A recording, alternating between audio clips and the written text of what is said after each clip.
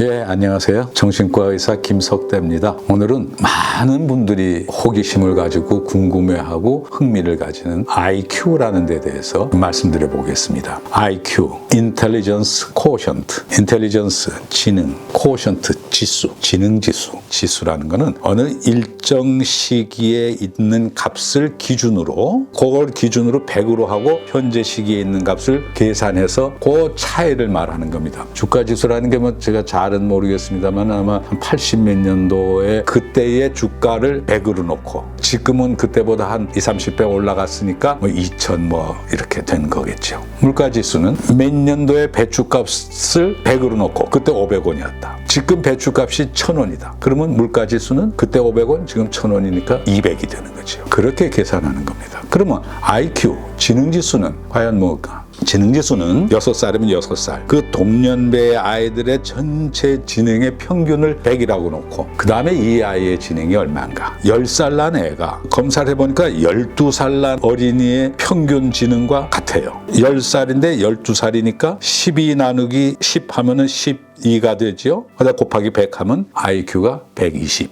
이 120이었는데 10살 때 이 아이가 아무것도 안 하고 5년이 지났습니다. 15살 때 다시 120, 그때의 지능으로 검사를 합니다. 그러면 어떻게 됩니까? 15살 난 아이가 12살 난 아이의 지능을 가졌거든요. IQ가 80이 됩니다. 아이에 비해서 발전하는 사람에게 해당되는 얘기지 25살을 성인이라고 보는데 25살이 넘어가면 그다음에 IQ는 아무 소용이 없습니다. 의미가 없죠. 우리나라 사람들이 IQ가 좋다고 하는데 어렸을 적에 많이 가르쳐가지고 다른 또래에 비해서 많이 알면 이 아이는 100보다는 높은 IQ가 될 겁니다. IQ라는 것이 딱 하나만 보는 게 아니고요. 언어성 검사와 동작성 검사 두 가지로 크게 나눕니다. 언어성 검사에는 뭐 상식이나 기억력이나 계산, 어휘, 이해, 동작성은 그림에서 뭐 빠진 곳을 찾는다든지 만화 같은 거 순서를 바꿔놓고 얘기가 되는 순서대로 배열을 한다든지 나무 토막 같은 걸 가지고 짠다든지 조각 그림을 갖다 맞춰서 하나의 형태를 만든다든지 이렇게 실제로 동작을 하는 거.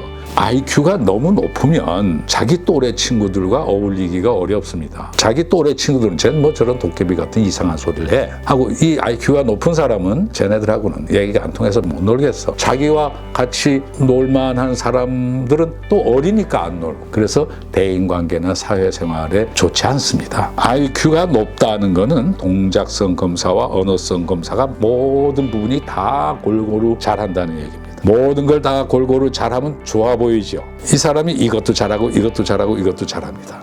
이 일을 하다가 그게 마음에 잘 안 들어. 나 관둬. 이 일을 합니다. 회사에서 근무하다 나 회사 싫어. 배를 탑니다. 배를 타다 보니까 이거 뭐 멀미도 하고 재미없네. 그러면 스키를 탑니다.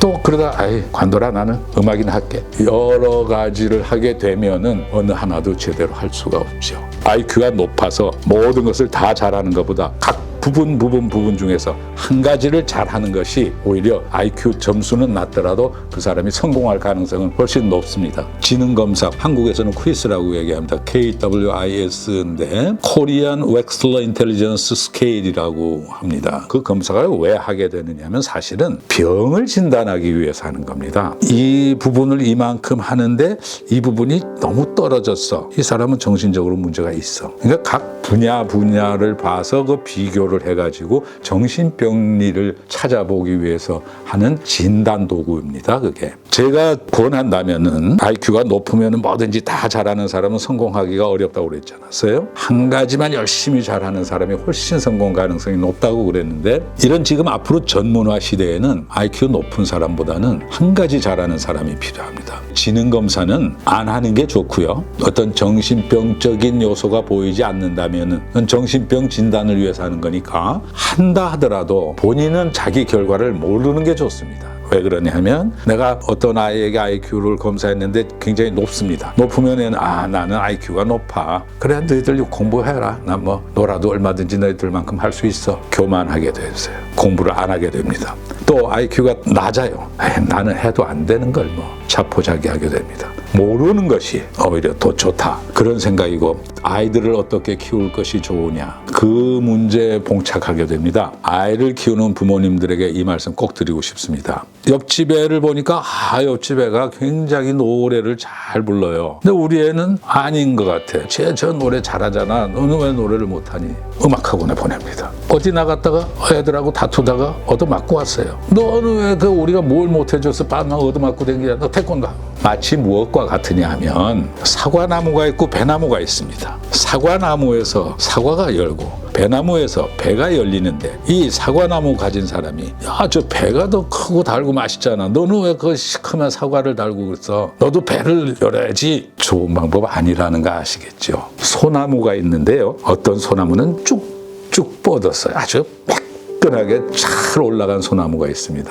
낙산사 의상대인가 경자 옆에 있는 소나무 얼마나 꾸불꾸불한데 다 멋있어요. 쭉 뻗은 소나무는 쭉 뻗어서 좋고 꾸불꾸불한 거는 꾸불꾸불해서 좋은데 쭉 뻗은 소나무 들어 너도 저렇게 좀 얼마나 저거 멋있어. 저기 다리라도 뜨고 봐라. 얼마나 사람들이 좋아하겠니? 하고서는 그 곧은 가지를 휘어가지고서 철사줄로 이렇게 묶어서 구부러뜨린다든지 구부러진 소나무를 너는 구부러져서 아무짝에도 쓸데가 없다. 저게 쭉쭉 올라가면은 목재로 기둥으로 얼마나 좋겠어. 하고 그걸 억지로 편다든지. 아이들 키울 때 이렇게 키우는 거 아닌가. IQ 좋다고 좋은 거 아닙니다. 요즘 IQ 좋은 사람들이 많이 나타나서 많은 행세를 하는 것 같은데 참 불행하지요. IQ가 좋은 사람은 어렸을 적부터 외롭게 자란 겁니다.